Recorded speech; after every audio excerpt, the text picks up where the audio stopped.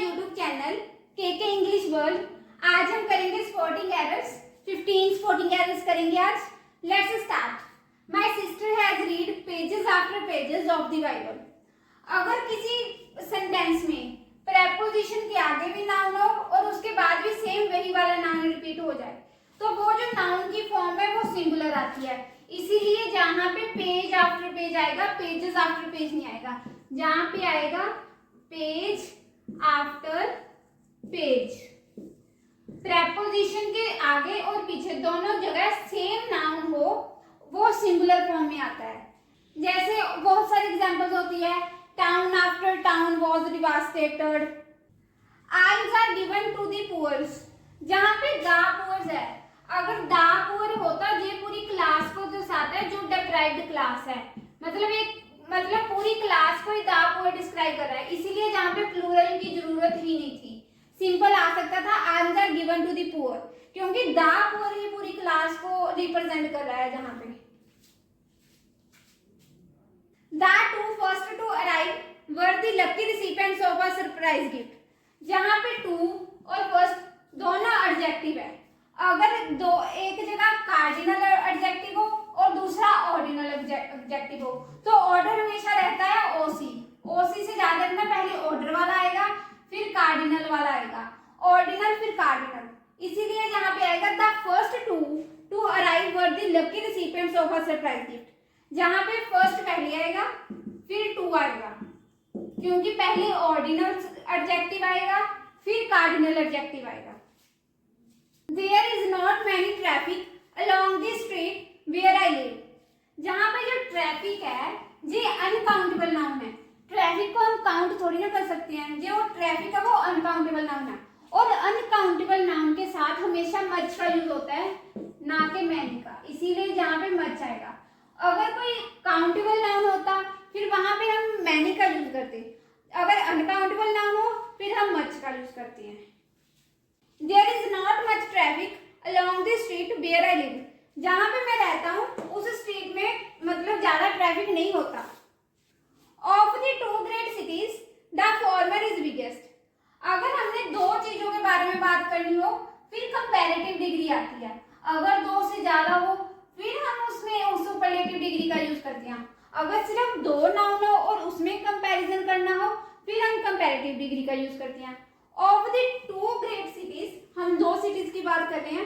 Farmer, जो पहले वाली सिटी है वो बिगर है ना कि biggest. Of the two great cities the former is the biggest.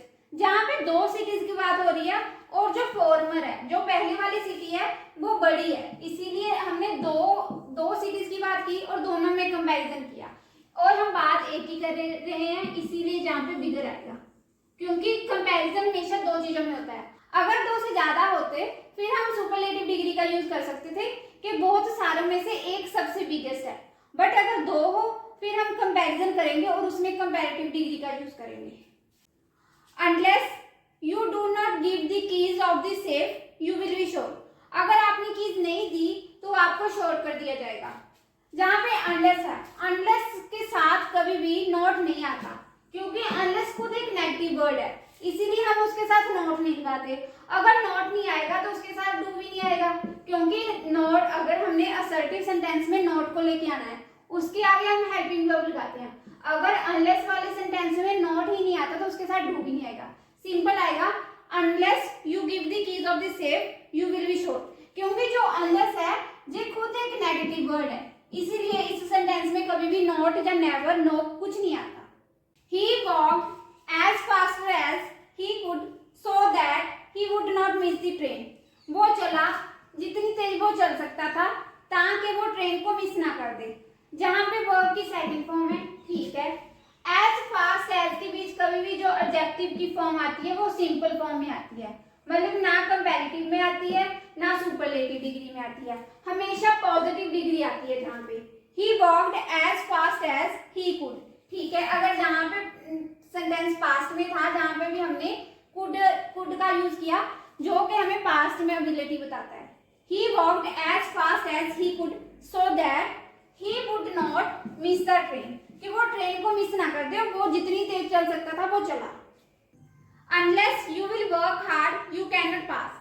हमने पिछले एक सेंटेंस में देखा था कि अनलेस के साथ कभी भी नॉट, नेवर, नो नहीं आता, क्योंकि अनलेस खुद एक नेगेटिव वर्ड है और ये कंडीशनल वर्ड भी है। मतलब अगर हमने कोई कंडीशन को बताना हो तब हम अनलेस का यूज करते हैं।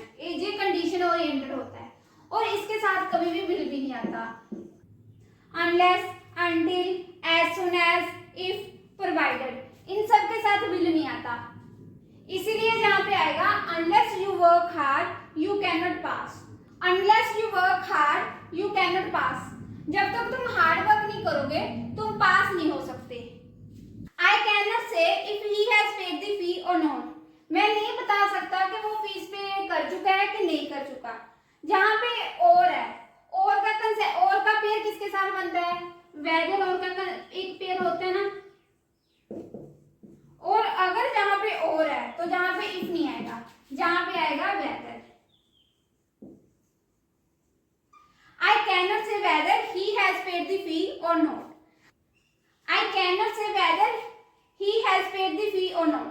याद रखना हमेशा अगर और हो तो जहां पे हम इफ हटा के वेदर लगा देंगे, क्योंकि और का पेयर हमेशा वेदर के साथ होता है।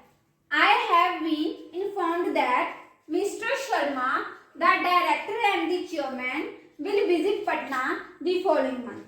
जहां पे हम मिस्टर शर्मा की बात कर रहे हैं कि वो ही डायरेक्टर है और वो ही चेयरमैन है। It means director and chairman दोनों एक ही पर्सन है।